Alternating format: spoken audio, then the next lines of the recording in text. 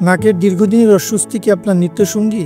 আজ আমরা জানবো অ্যাট্রোফিক রাইনাইটিস নিয়ে। এটি একটি জটিল রোগ যেখানে নাকের ভেতরের চামড়াটি শুকিয়ে যায়, এমনকি নাকের হাড়ও ক্ষতিগ্রস্ত হতে পারে। এটি শুধু নাকের রোগ নয়, এটি কেড়ে নিতে পারে আপনার স্বাভাবিক শ্বাস প্রশ্বাস, ঘ্রাণ শক্তি, এমনকি মুখের স্বাদ। একবার ভাবুন তো, আপনার পছন্দের খাবারের কোনো ঘ্রাণ পাচ্ছেন না, সব সময় নাক থেকে দুর্গন্ধ বের হচ্ছে।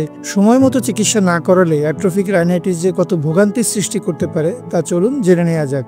অ্যাট্রোফিক রাইনাইটিসের লক্ষণগুলো বেশ স্পষ্ট।